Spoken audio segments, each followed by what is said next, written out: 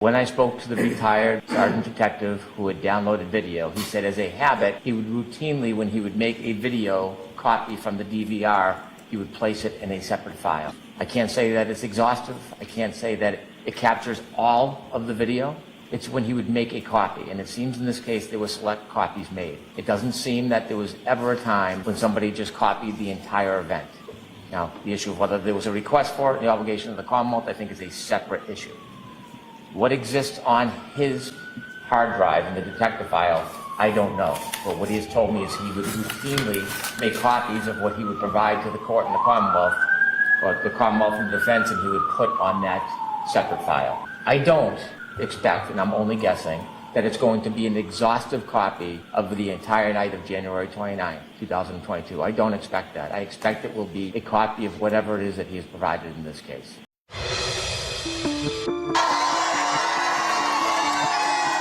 She just repeated the phrase over and over again, I hit him, I hit him. Google hypothermia, Google how long it takes to die in the cold. Did you either cut up the SIM card or rip it up? Cut it up or broke it. I observed a damaged rear right tail light. No nude so far. I hate that man. I truly hate him. These injuries were from an animal attack, possibly a large dog. Yes.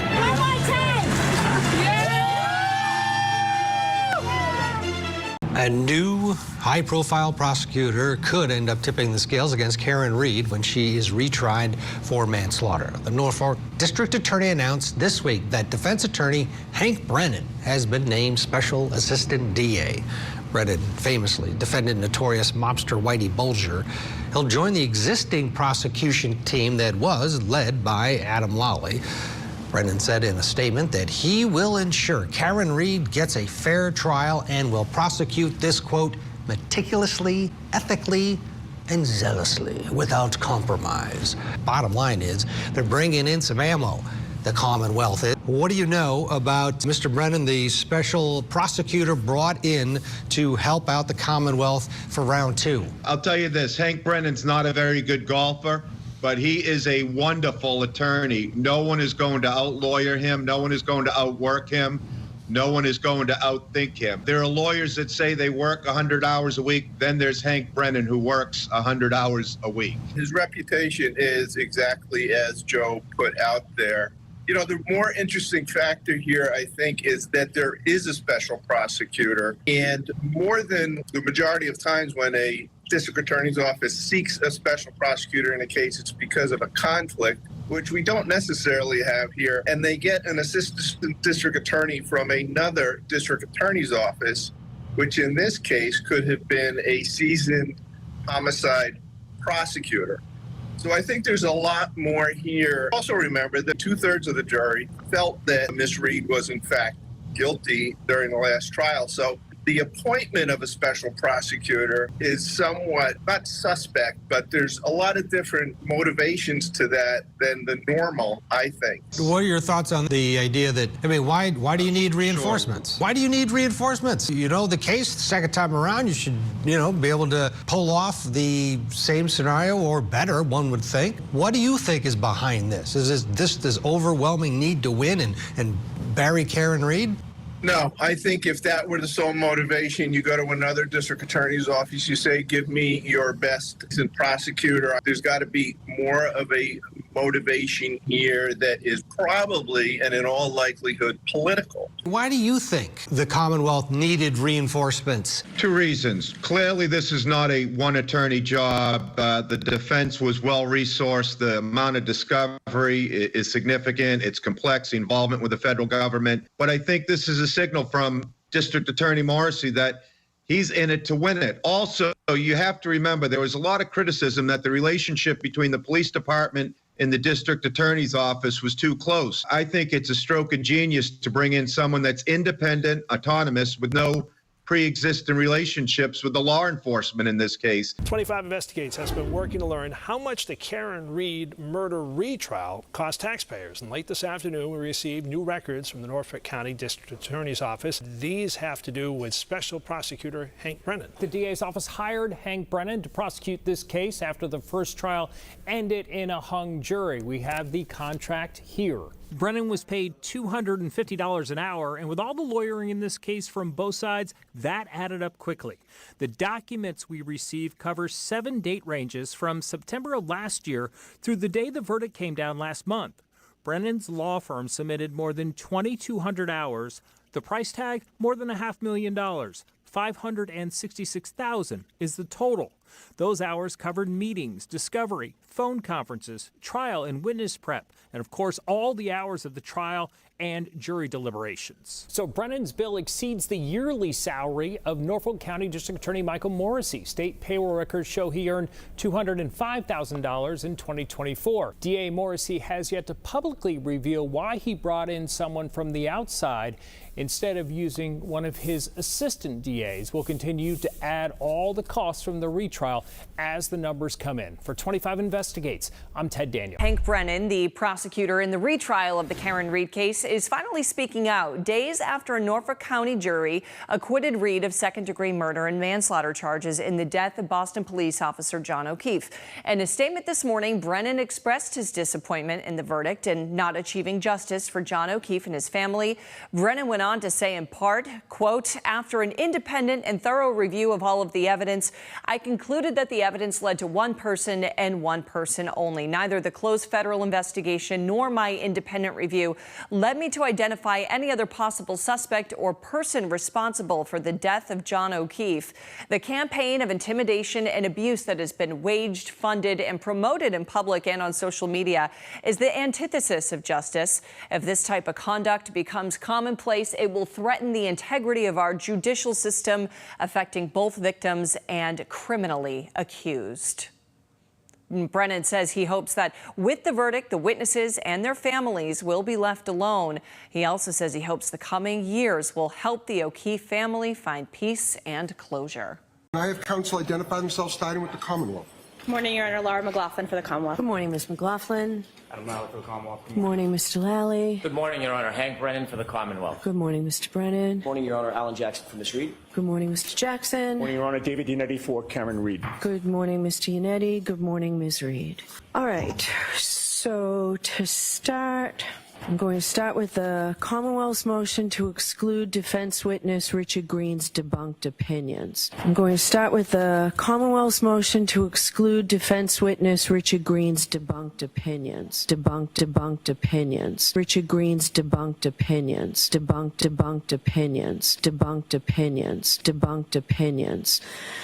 So, after review of the pleadings, it's clear to me that the issues that give rise to the dispute do not invoke the gatekeeper function of the court. To me, it's rather a difference of opinions that need to be resolved by the jury. So I'm denying your motion. I'm not going to exclude the evidence. All right. So then the defendant's motion to recover expert-related expenses from the Commonwealth. I did get a response from the Commonwealth on this, so I need to hear, Mr. Jackson, what it is you're asking me to do and why.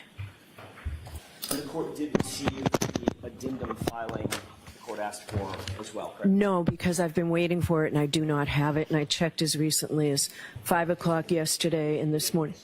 I'll get it. I'll get it. Okay. Do you have an extra copy if you want me? Because I don't. The final copy was coming from Ms. Little. When did she send it? When? Yesterday. I think I was on the plane. Margaret checked for me yesterday. I think it was yesterday afternoon. I really do. I remember. Can you come here for 1 second, please? Who is she? Did she send it to all the clerks like she's supposed to, or just Mr. McDermott? I think she sent it to everybody. No, Judge reminds me, I did get something else. It wasn't this. It was from the Commonwealth, so I've been waiting for this, so I need a minute to read it. That was sent at 12:57 p.m. yesterday. I did not get it. No. More importantly, the Commonwealth got it, right? Yes, that's my copy I handed to counsel. Oh, thank you. Thank you, Ms. McLaughlin.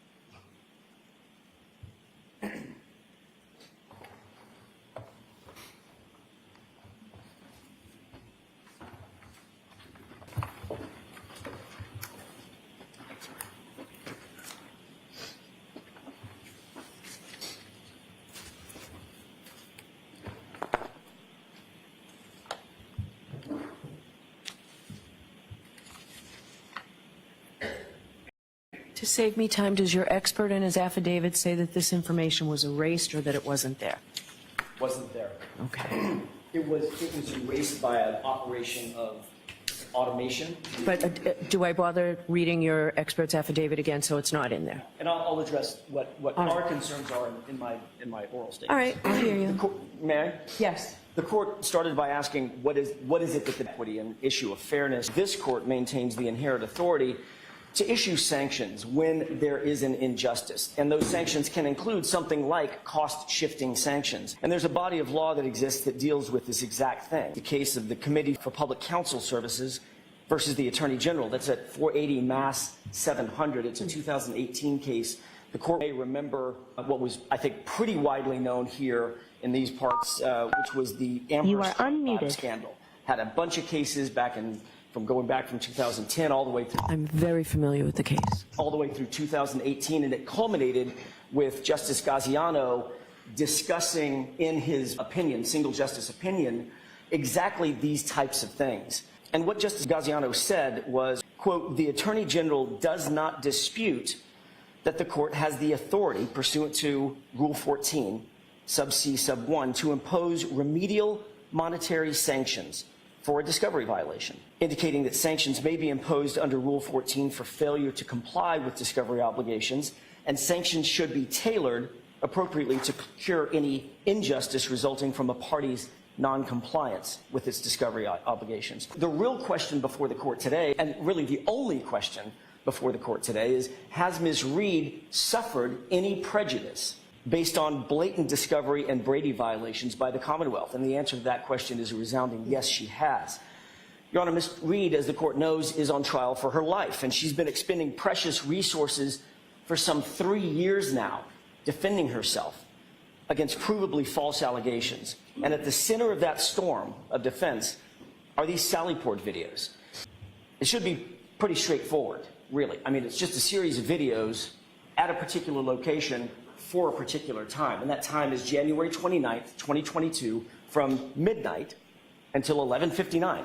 It's a 24-hour period, 23 hours and 59 minutes. Should be pretty simple, but it has been anything but simple in this case. We've been asking for a full download of every single one of those cameras and all that footage from January 29th, 2022, from 12 a.m. to 11:59, but we've never gotten it. When did you first seek it? We asked for the preservation on February 2nd, 2022, when Mr. Yannetti said retain and maintain all physical evidence.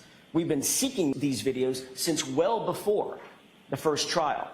We didn't get them before the first trial. Do you have a date? Do you have any chronology for me? I don't. I can certainly provide those, but it's been... I'd like that. I mean, that would be helpful. I'll be happy to do that. It's in discovery request after discovery request after discovery request. Basically, there's also a catch-all. We've been asking for all physical evidence concerning video footage from Canton PD from well before the trial. We didn't specify which cameras because we didn't know which cameras had video footage. We didn't know how many cameras there were.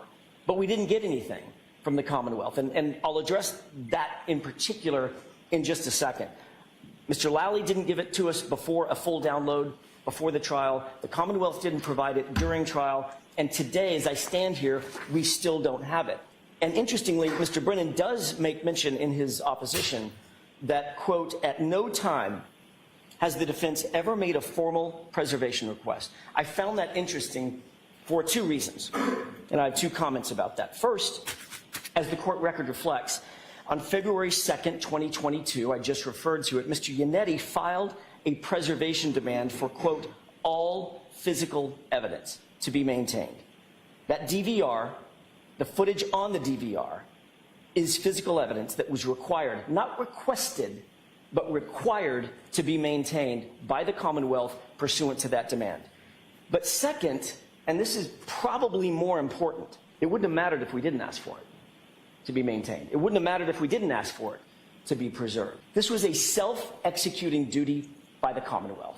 As Justice Gaziano stated in the same case, the Committee for Public Counsel, quote, "A prosecutor's core duty is to administer justice fairly. To fulfill that duty, a prosecutor is required to turn over exculpatory evidence to a defendant without regard to its impact on the case. The failure to disclose evidence favorable to an accused that is material, either to guilt or to punishment, is a violation of due process. Litigation strategy plays no role in this process. Under our rules of professional conduct, a prosecutor is required to make timely disclosure to the defense of all evidence or information known to the prosecutor that tends to negate guilt of the accused or mitigate the offense. And he cites Massachusetts Rule of Professional Conduct 3.8, subsection D. The Commonwealth's Brady obligation is self-executing, Your Honor. It wouldn't have mattered one whit. It wouldn't have mattered one whit. You got some pie, huh? Can I have a piece? It wouldn't have mattered one whit. Sure. Ooh, let me have some of that Cool Whip. What'd you say? You can't have a pie without Cool Whip. Cool Whip? Cool Whip, yeah. You mean Cool Whip?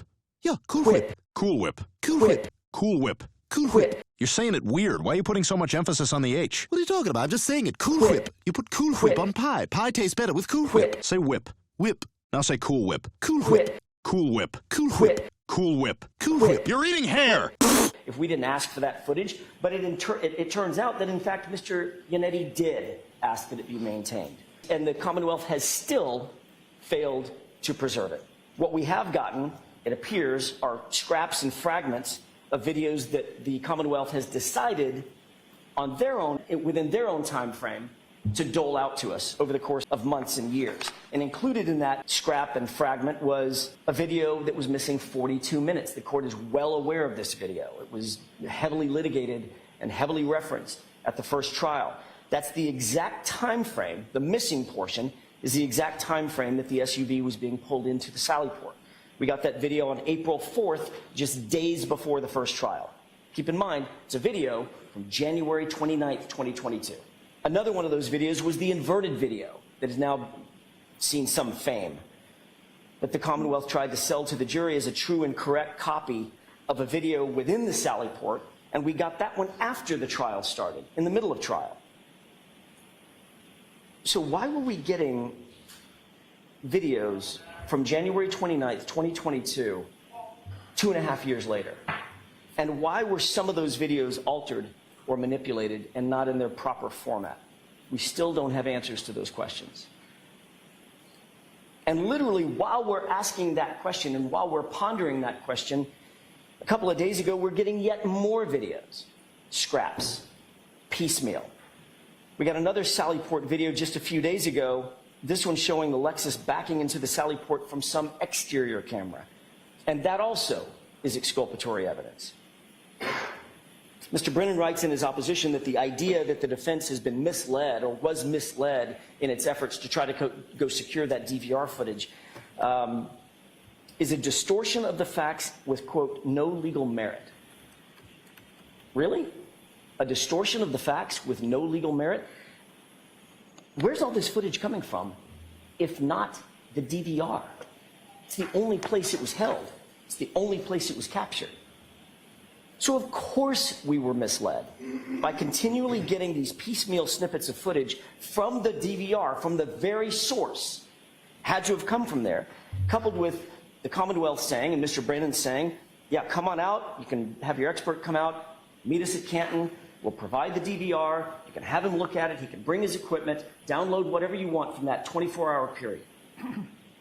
So what were we to believe? That it was on the DVR, don't mess with it. So I informed Chief Rafferty, tell your staff, don't touch it, don't mess with it, almost suggesting, intimating that it's my fault that we didn't know what was on the DVR. That's absurd also. How am I supposed to know what is or isn't on the Commonwealth's? That was a sort of a liberal interpretation of the facts. What I actually said was, Mr. Brennan, do me a favor, if we're going to come out there, just don't have anybody download it in advance. Let's do it all together when we're all in the same place. That's what I said, and he accommodated that. He said, sure, we'll agree to that. So based on this history of getting these small clips from January 29th, we knew there had to be more footage. So when Mr. Brennan came on board, we made the request to him as well as the requests that we had made to his predecessors. We want all the footage for that 24-hour period. And lo and behold, we started getting more clips, more snippets, more piecemeal bits and bytes from that DVR. And one of them was a clip of Brian Higgins standing out in front of Canton Police Department in the parking lot in the freezing cold at 1:35 in the morning on January 29th on his cell phone. To punctuate the importance of that video footage, recall that this issue was raised at trial. We talked extensively. When I say we, both the Commonwealth and the defense, me in particular, spoke with Mr. Higgins about this issue. It was raised at trial, and Brian Higgins never once, not once, on direct examination or on cross-examination, admitted to having made a phone call in the middle of the night on January 29th. And yet now, after the trial, we get a video of him doing exactly that. And that also proves that he lied in front of a federal grand jury when he testified that he didn't have or make any phone calls in the middle of the night. That is called exculpatory evidence. And that's Brady evidence, and it was withheld in its entirety during the first trial and for the last 3 years. The reason I bring that up, Your Honor, it's against that backdrop that we then say to Mr. Brennan, kindly give us the footage. I don't want this piecemeal thing to keep going on. Just give us the raw footage. We'll send an expert. So the plan was put in place, and experts were retained, and flights were booked, and hotels were reserved, and transportation was arranged, and all at Miss Reed's expense. She's writing the check for all of this. And our expert flies out to Canton, walks into the room, and within 10 minutes, they open up the front plate of the DVR, and lo and behold, the Commonwealth says and agrees, oh goodness, there is no footage. It was overwritten within 30 days. What? What could be more egregious? What could be more misleading than that? And what could be more important? How could that possibly be? So the expert calls me. Mr. Jackson, what do you want to do? And I said, I don't know. I'm not a tech expert. Yeah, it's your job. I don't know what to do. If it's overwritten within 30 days, I don't know, maybe there's a log. Let's find out who has access, whose digital fingerprints were on that DVR, who downloaded the footage, when it was downloaded. What about these clips that we have? I'm very confused. So the expert goes back and says to the technician for the Commonwealth, Colleen Crawford, well, let's at least download the log. At least we can have access to that and we can start unraveling what's going on here. Oh, sorry, that's been overwritten as well. There is no log. You get no footage, you get no log. This was a complete and utter waste of time.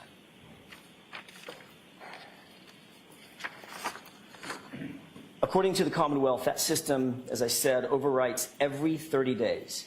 So by February 28th, I counted them, by February 28th, 2022, every single frame of that footage should be gone. So how did we get the inverted video in April of 2024? How did we get the video clips of Brian Higgins in October of 2024? How is that possible? The only explanation, Your Honor, is that the Commonwealth downloaded the entire system within the first 30 days. Otherwise, it's gone, admittedly. And all of that has been withheld from us for 3 years. Then to add salt to that wound,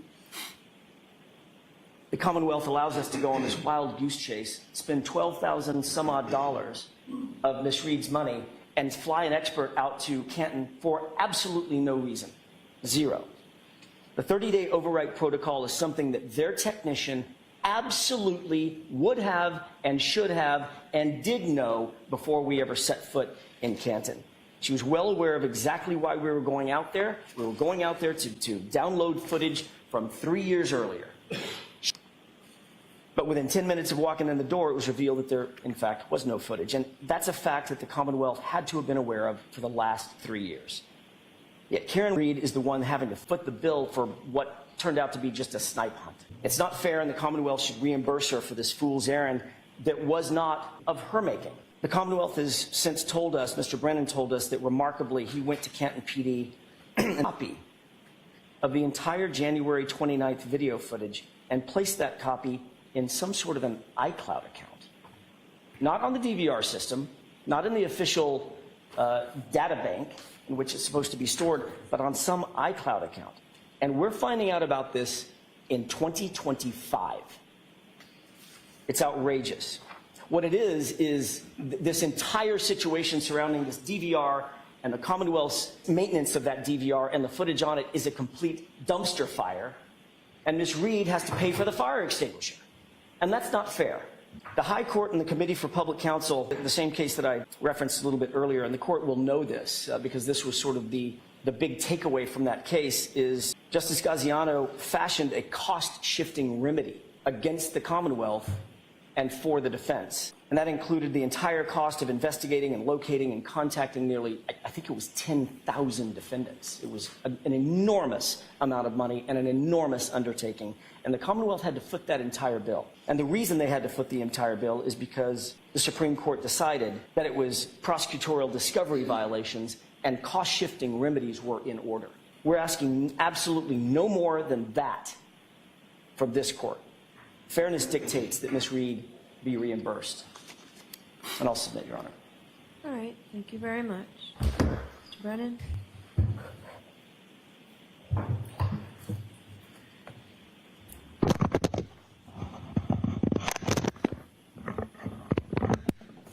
It's notable that the defense purposely conflates two very separate issues. If you had a chance to read their motion, they suggest that they should receive costs because they hired an expert, came to Canton, and didn't receive the information they wanted. Yet today in the argument, they try to give you a historical complaint about the production of videos in this case. That is a separate issue. That's a Rule 14 issue, but that is not the motion before the court. The reason I suggest they conflate the issues is because they know their motion for costs has no merit whatsoever. And so what they're trying to do is incite facts, invoke this injustice they've created so that the court looks at the motion that they actually filed and gets it distorted. It is disappointing to stand before a court and file an affidavit as an attorney and have someone else have a cross affidavit. Frankly, in my career, when that has happened on rare occasions, I find that embarrassing. There is very skilled and able attorneys in this courtroom, and to work out discovery matters and agreements is something that attorneys always should do. And that is what I've tried to do in this case. I have tried to give the defense the best opportunity I can to get whatever information they want, whether it is required or not required. Yet, I'm standing here today, and I have to now share with you my conversations with the defense. I have to share with the court my position, which is contrary to the defense, because they have lodged a motion asking for money that they are not entitled to. If I stand back and do nothing and remain the dignity of the court, then what happens is there are claims that just float out in nowhere, and a lie unchecked becomes the truth. So now I must stand before you, and I must tell you what happened. When I entered this case in September, and I began to look at discovery, I saw a video produced in August from the Canton Police Department, and we immediately turned it over to the defense. I began a study of the case and tried to articulate and account for all evidence and make sure the defense obtained everything that they were entitled to and more. The defense asked me to try to account for the video because they believed it had been an issue in this case. I looked through the docket. There was no motion to preserve videotape. I read the pleadings. Attorney Yannetti was meticulous in his motions to preserve. It was admirable. It was meticulous, the work he did. There was no motion to preserve, and that has some import. It doesn't relieve the government of their obligation to provide Rule 14 discovery or exculpatory evidence or Brady evidence. It doesn't relieve the Commonwealth of their obligations to be dutiful, but it is difference in kind. Because the defense, if they want something that is not obvious, they put the Commonwealth on notice. Having practiced for almost 3 decades, you file motions to preserve within 24 hours, 48 hours, or 30 days. And so when Mr. Jackson called me, Attorney Jackson called me, and he said he wanted to come out and bring an expert to look at the NVR or DVR of the Canton Police Department, I had never seen that in 30 years. It's not part of our obligations. He's not entitled to come into the Canton Police Department with his own experts and download his request. But in the spirit of transparency and an effort to help the defense so there will be a fair trial and they can obtain all the discovery, understanding the history of this case, seeing that there was an August videotape post-trial, I wanted to do what I could to accommodate them. So without any hesitation, despite that there was no court order, no motion to preserve, I invited him to come to the Canton Police Department. I called the chief of police. I asked the chief of police, although this was unique and novel, unprecedented, could the defense come and access their material?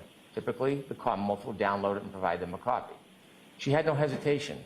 So I called Attorney Jackson back, and I said that we would allow it. Attorney Jackson expressed concern, understandably, being a defense attorney, that almost 3 years later, the video may not be on the NVR. I had the same concern. I want all of the evidence. I'm not looking for evidence that's good for the Commonwealth or helpful for my case. I want all of the evidence. And so after he expressed the concern, I made clear I had no idea what, if anything, was on the NVR. We could go and look at it, but Mr. Attorney Jackson didn't want that. He wanted his expert to be the person to open the NVR. And respecting his position, providing a professional courtesy, I agreed. I didn't mislead him. I didn't think there would be video. I had no idea. So Mr. Jackson, Attorney Jackson, pardon me, sent out his expert. And by the way, the expert that came was not the expert they designated. I got a call because we were in court on a hearing that they had sent a different expert they hadn't noticed. And my response was, it doesn't matter. Whoever they send, let them look at it. And so when they did, not surprisingly, the information had been overwritten. Now, while there was a 30-day override on that machine, I believe the defense expert knows that there was a backup hard drive which kept materials longer than that 30 days. I do know that there was materials on that DVR, NVR, back in July of 2024, and I know that from a report that was generated by the Commonwealth and given to the defense, so they should know that as well. That may be one reason why they wanted to come out. They came out on their own volition. I extended the courtesy as much as I could, made no promises. I was clear, I was very uncertain about what would be on there since I never looked at it. After I learned there was no information on the NVR, I took the initiative and went to the police department. I viewed the police department, the cameras, I spoke to personnel, and I spoke to the retired individual who then was responsible for providing video upon request. And when I spoke to him, he told me in conversation that he would routinely store a copy on a file he noted as a detective file or on his hard drive. That was news to me. I thought that was helpful, so I notified the defense about my conversation. I was not trying to lure them back to Canton or have them spend money. I was trying to, as I always do, be as transparent as I could and as helpful as I could. Now, what I simply should have done and could have done is I could have gone to that detective file and downloaded the video and given a copy to the defense. That's my obligation, no more. But I didn't. I extended the courtesy that if they wanted to come and look at that file before we opened it, so it could be beyond reproach, they were invited to do that. I wasn't encouraging or luring them. I was inviting them. And what they told me is to wait. So now that information, whatever it is, I don't know because I haven't seen it. And I've asked the detective or the retired detective not to access it. It is sitting in that file, supposedly. So at this point, it's the Commonwealth's position that we are going to go and download that information and give a copy to the defense. The defense waited almost 3 years. The defense was very clear about my uncertainty would be on that tape. And now they stand before the court and they try to parlay this into some type of injustice for their cause. The case they cite, Commonwealth v. Frith, the district court was overruled in assessing costs because there was no egregious violation. This is not a Brady case. This is not a setup. This is the government providing information as the case progresses and evolves and changes and retools. So what we have now is information, supposedly, on a database that we are going to get and give to the defense. You should deny their motion. Nobody was misled in this case. They've taken a professional courtesy in an effort to help, and they've distorted it into some type of injustice. The Commonwealth's not going to be distracted from the cause in this case, which is a trial on April 1st. The court should not be distracted from the cause in this case. If they have a separate motion about Rule 14 violations or motion dismissed for misconduct, that's a separate motion. That's not the motion before the court today. The motion before the court today is to attempt to recover costs for something they chose to do and that I accommodated. It should be rejected. Thank you. Any quick response, Mr. Jackson? Very briefly, with the court's permission. By the way, It is a Brady case. There's no question that the data on those videos are Brady. They're exculpatory. That's where we start. So Mr. Brennan can say all day long, that's not a Brady case, don't worry about it, let's just sweep this under the carpet like we've done everything else. There's nothing to see here. That's not true. It's a Brady case because the information that we have now received from that DVR, that NVR system, is exculpatory to Ms. Reed. That's why I cited... Brian Higgins part? That's why I cited the Brian Higgins part. Correct. And I suspect there's a lot more on there as well. The inverted video part is also Brady, which we got in the middle of trial. Mr. Brennan says, basically, his argument is, deny the motion because they took a courtesy. I'm trying to be courteous. And he's a gentleman. This is not personal to Mr. Brennan. He seems to, the tone of his responses was, well, this is personal between Mr. Jackson and Mr. Brennan. It's not personal at all. This is about the defense and the Commonwealth. It's about Ms. Reed and the Commonwealth. But let's not conflate a courtesy with an obligation. The Commonwealth has an obligation. I don't care that Mr. Brennan wasn't on the case previously for the last 2.5, 3 years. It doesn't matter to me. This is not personal to him. I appreciate the fact that when he came onto the case, he immediately found in August, he found a video that had never been turned over. I can't fault him for that. He turned it over when he found it, apparently. What I can fault is the Commonwealth. Mr. Brennan was brought on warts and blemishes that preceded him, unfortunately, are now his responsibility as lead counsel for the Commonwealth. He indicates that when he found out that we wanted to come look at the DVR, and we had absolutely no right to look at that DVR, this was just a courtesy, etc. Well, that might be true if we hadn't made the request, because we had been getting piecemeal videos from a DVR system that supposedly was overwritten. So the oral request by phone call you're talking about? The latest one, right. So my request to come out and have an expert come out and see it. That's not just a courtesy. That's just good lawyering on his part and mine. You want to keep your hands clean, let's do it the transparent way. Have everybody come, bring their experts, whoever they might be, and let's download the stuff together. So there's no funny business, and everybody can wipe their hands and say, I didn't have anything to do with it except downloading the material, and whatever that material is, it is. That's just good lawyering. It's not a courtesy. He was doing that to protect his own and the Commonwealth's interests, and it was quite smart until he realized, because he didn't have any way of knowing it any more than I did, that there was no footage. It had been overwritten. Perhaps, certainly the defense was deceived. Perhaps Mr. Brennan was deceived. It indicates that he contacted Chief Rafferty, and she said, with no hesitation, yeah, bring him on out here. I wonder if that lack of hesitation had anything to do with the fact that the chief knew that there was no data on the DVR. You can come look all you want to. The bucket's empty. I have no idea about this iCloud account, or who owns the iCloud account, why this data on January 29th was moved from the DVR to the iCloud account. Mr. Brennan did say, do you want to have your expert come back out and watch as we download the iCloud account? And I said, let's defer that because this is literally, these are the contours of motion that's going to be before the court. And I still want to defer it because what I didn't want to do is pay another $12,000 or $15,000 for a second bite at this apple just to find out that iCloud account is somehow compromised as well. Can you record it? Can you have somebody that it won't cost you $12,000 if you want to come out and just have someone record it as it's being done? Sure, I didn't mean to interrupt the court. Yes, I can certainly make accommodations other than flying an expert out and having somebody do it in person. That may be an option that we exercise. I may talk to Mr. Brennan about that because I still want to have some transparency on that process. But what I don't want is to throw good money after bad at this issue when she's already spent $12,000, $12,200 and something dollars for absolutely nothing. This is not a matter of courtesy. This is a matter of obligation. This was a matter of Brady. It's no different. And by the way, the case that Mr. Brennan cites, he indicated that I cited that case. I didn't cite that case. Justice Gaziano cited that case in his opinion in the committee case.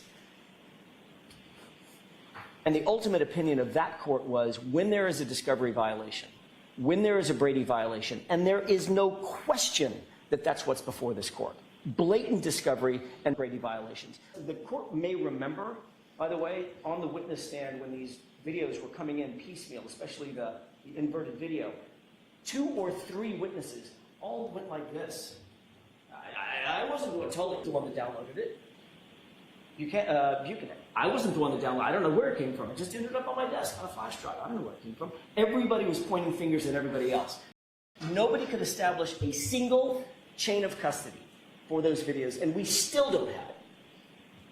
So Chief Rafferty's statement, yeah, come on out, no hesitation whatsoever. They can come look at it. I suspect it's because she knew it wasn't there. This was we were led in a circular runaround, and it was ultimately at her cost, and that's what. So didn't the two of you, when you talk about good lawyering, didn't both of you agree that it was highly unlikely it would still be there? Or are you saying that part's not true? Mr. Brennan told me that. I said, I'm concerned if we don't get out there fast. I don't know what the override protocol might be. So yes, I was concerned, but who cares? Well, that's no legal moment. What I thought and what Mr. Brennan and I discussed 3 years after the fact, when the Commonwealth has a self-executing obligation to provide that information to us because it's Brady. They also had an obligation pursuant to Mr. Yannetti's demand, not request, but demand to maintain that information. So where is that demand? Is that demand? February 2nd. I don't know what the docket number is. It was filed on February 2nd after arraignment. Here? Wherever the arraignment was, Mr. Yannetti. It was in the Stoughton District Court. But it's part of the case file. And it stays with the Commonwealth, and that obligation stays. When was that filed, and did Mr. Brennan I haven't seen it. I know it's not part of our file, and you're talking about it as if it were here. Your Honor, I can't say with certainty, but I believe that it may have been submitted as an exhibit to a previous motion, probably early on in this case. Okay, I just wanted our record to be clear. Of course. I may have filed it as an exhibit. Attachment, but it was never any...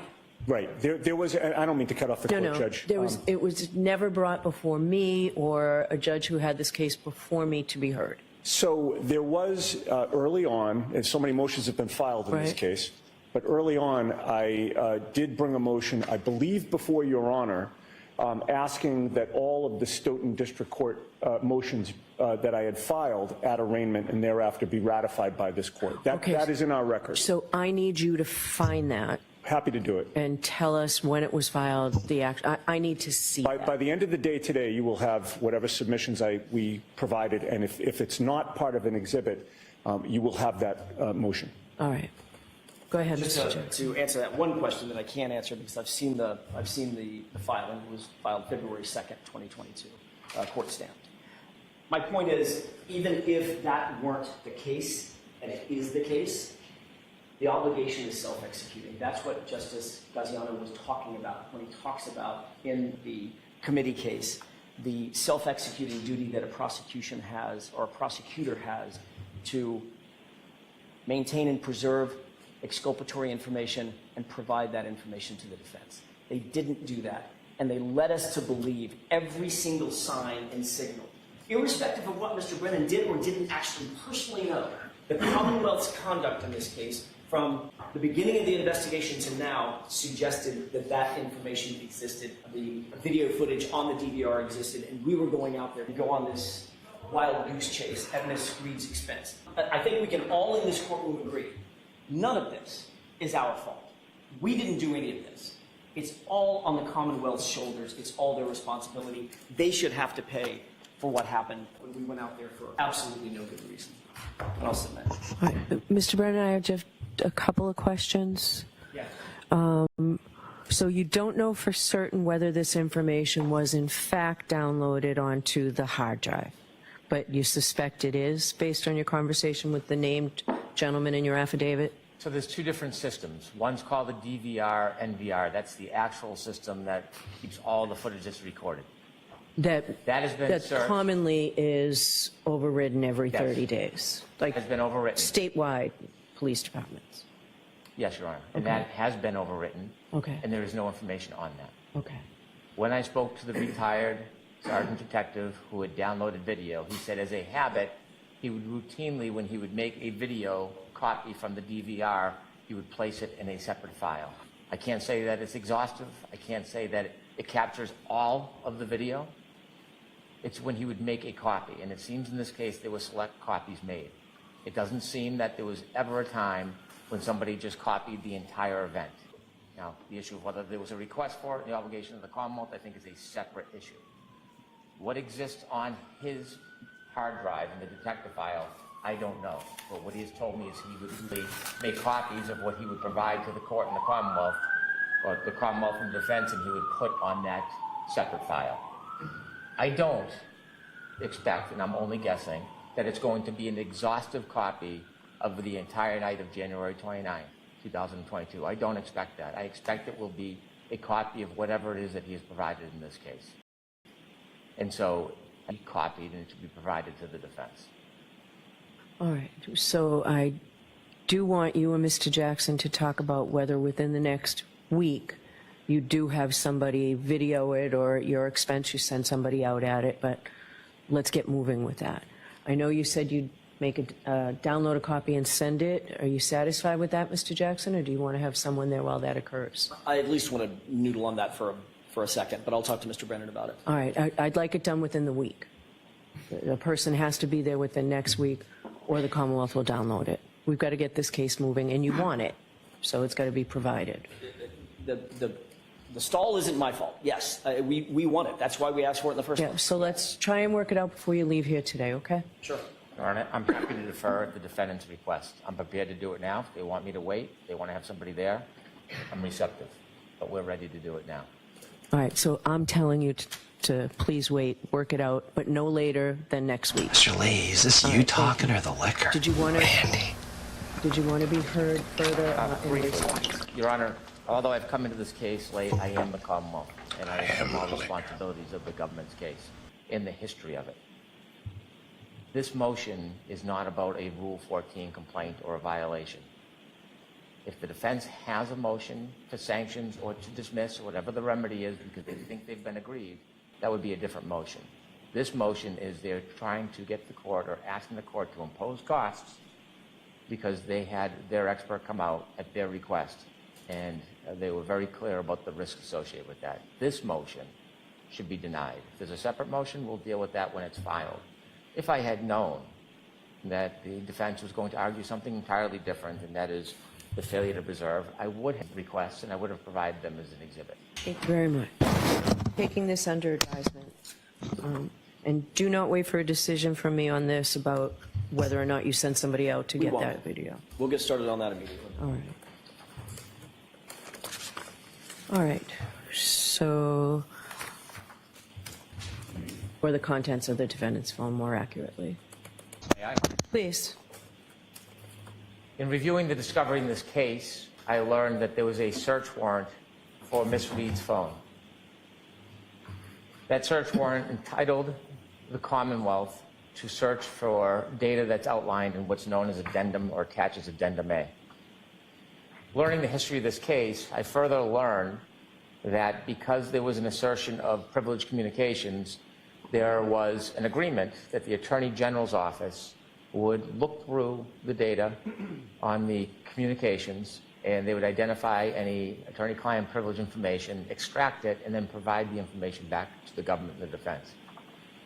I am not sure of the accuracy, but I learned or read that the defense was given an entire data copy, forensic download of Ms. Reed's phone years ago. When I looked through the discovery, it surprised me that the Commonwealth did not receive the forensic data. It received a report, and when we reviewed the reports, it had references to navigation information and Google searches, but did not have any of the forensic download. And so clearly, the Commonwealth has a warrant, is entitled not only to the PDF extraction, they're entitled to the full force of that proof, which is the data. I spoke to my experts, and they advised that they believed that the data would have more information than simply a PDF. And so when I learned this, I wanted to both scrupulously protect the defendant's rights, but I also wanted the data for our review. And so I limited my request for the data to navigation information in the Google searches. Although I do not believe it was required pursuant to the communication protocol, I asked the Attorney General's office to engage in that protocol anyways, just out of abundance of caution and respect to the defense. I contacted the defense. The defense offered their objection. I think it has no legal merit whatsoever. They don't have standing at this point, but I noted their objection. I believe, without certainty, that the Attorney General's office has gone through that review to make sure there are no communications. However, they expressed some reluctance to provide the information because of the existence of the communication protocol, and they did not believe there was enough clarity that there was a distinction between navigation information. I do not see that navigation information, Google information, or the other data that I want is covered by the protocol. I believe that protocol has at least partially already been followed anyways. Time is of the essence. This case is on for April 1st. There is what I believe to be relevant material, important information, including Google information and navigation information that we are entitled to. I don't want delay. So I filed this notice so that the court could give direction, either assuring the Attorney General's office that they could provide the information, or if there is going to be a protocol, which I discourage, that it's expedited. If there is something the defense wants to look at prior to me receiving it, it should be on a very, very narrow time frame. I don't think they have a right or entitlement to review anything I get. I think the Commonwealth is entitled pursuant to the search warrant. If they have a remedy, it's after we've already reviewed it, not before. And so I'm doing this to facilitate things because I'm mindful of the April 1st file, and we will pursue this information and use it if relevant. Okay. Is there an opposition? I don't have anything in writing. Your Honor, not really. The only thing that we expressed to Mr. Brennan was, and maybe I misunderstood his first communication that we had on the phone. I thought that he was seeking something far broader than the search warrant. It sounds like he's staying within the parameters. It sounds squarely within the search warrant. So that doesn't bother me. I want to make sure that whatever information he gets is squarely, as the court just said, squarely within those parameters. On January 28th at 9:30 p.m. until January 29th at 5:30 p.m. And otherwise, I don't disagree that pursuant to the search warrant, he can get the raw. I'm calling it raw data, but I think we all know what we're talking about. Not the PDF, but the underlying data. All right. It's squarely within the search warrant. Right. I do feel Mr. Brennan did not have to come to me or even you with it, but I do appreciate that you did so. So, yes. So the AG's office knows that you are entitled to that information. You may have it immediately. Thank you. Okay. All right. So the motion regarding Commonwealth's motion for reciprocal discovery pertaining to employees of ARCA, and then if you go one step further than that, are we going one step further than that with the second motion today, or do counsel want to come to sidebar and tell me any information you have, or how do you want to do this? Whatever the court's most comfortable with. An open court or sidebar. I'd prefer to find out what's going on over in federal court at sidebar first. Yes, Your Honor.